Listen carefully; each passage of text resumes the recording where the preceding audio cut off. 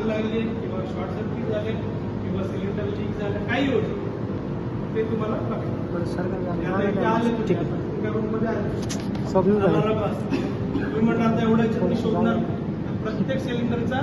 प्रत्येक सिलेंडरमध्ये हा वेगवेगळा दिला कुठला वाजतोय त्याच्या रिलेटेड तो सिलेंडर वाजतो एवढं सोपं बॅटरी आतमध्ये बॅटरी असते त्याला 230 वोल्टचं दिलेलं आहे तुम्ही जरी पॉवर गेली तरी बॅटरीवरती तो आला कारण बाहेर युपीएस पॉवरची गरज नाही आहे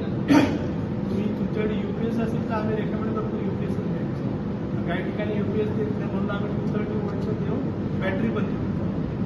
प्रत्येक साईडचे देखभाल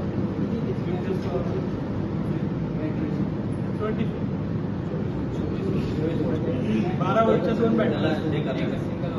ओके सिंगल झालं इंडिकेशन का आलं सगळ्यात ठीक आहे आता नेक्स्ट पॉईंट मेंटेनन्स की आता सिस्टम लावली तर आहे याला रेग्युलर मेंटेनन्स किंवा रेग्युलर ऑब्झर्वेशन काय करायचं ऑब्झर्वेशन काय करायचं आहे जसं एक्सटिंग्विशरमध्ये प्रेशर गेज असतो प्रेशर बघायचं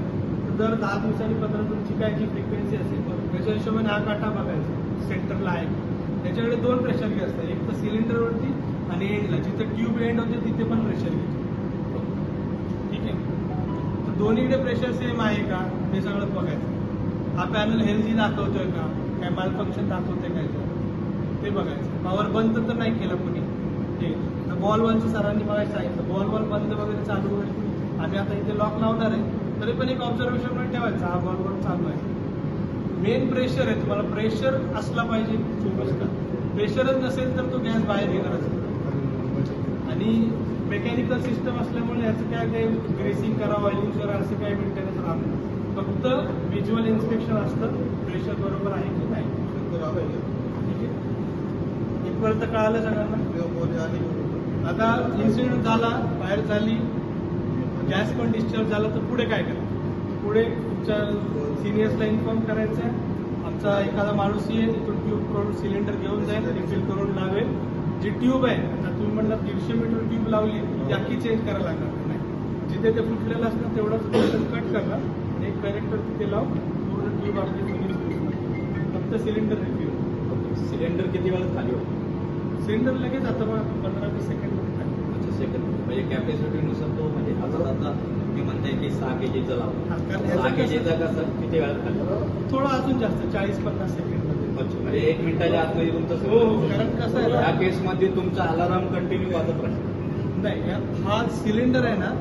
चालू होईल डिस्चार्ज व्हायला तेव्हा नाही अलार्म जेव्हा 0 होईल ना तेव्हा अलार्म त्याला त्यावेळेसच अलार्म झिरो हा तेवढा नाही 1 मिनिट ओके म्हणजे हा निडल इथे आला ना तेव्हाच हा सिग्नल त्याच वेळेस सिग्नल आणि त्याच वेळेस आला मी तोपर्यंत आम्हाला कळणार नाही की कुठं काही पण कळणार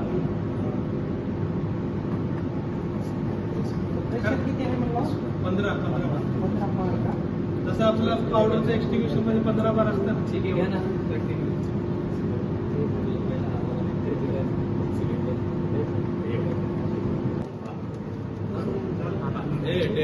डेमो घेताना तो आपल्याला एक व्हिडिओ व्यवस्थित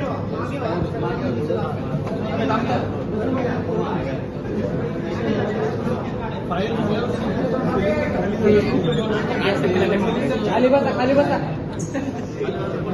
नाही असे लांब लांब सेन्सर नाही इलेक्ट्रिकल सगळं मेकॅनिकल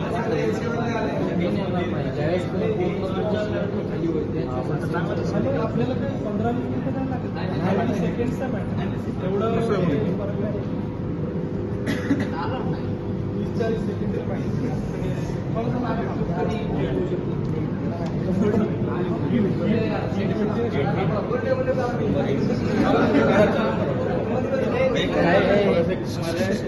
कम्फर्टेबल आधी आम्ही असं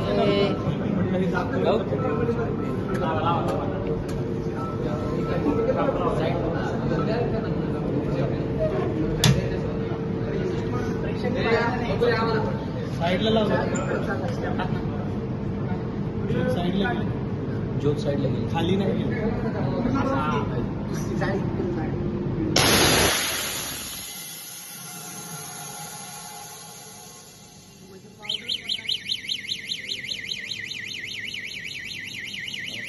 यूज करायचं आहे तर त्या केसमध्ये काय करायचं सायलेंट करायचं तर डायरेक्ट जाऊन silent button okay silent button हे पण लक्षात राहू द्या ड्रीमली की आपल्याकडे याच्या सायलेंट बटन पण ठेवलेलं आहे. आता लाईव्ह डेमो पाहिलेला आहे आपल्याला कळालंय 100°C डिग्री तापमानाची ट्यूब ब्लास्ट होती. त्यानंतर याच्यातनं जो क्लीन एजंट सिलेंडर हे आहे गॅस आहे तो तिथं जातो आणि तो बंद करतो आग.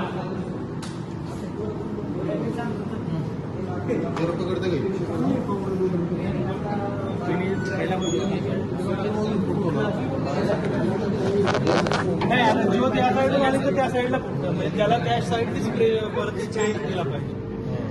इथे असते तर इकडून गेली तर इकडं फुटतं. ना आता समजा पॅनल ह्या कोपऱ्याला इकडं तसं पाईपीच आहे आणि इकडं आग लागली या शॉर्ट सर्किट ही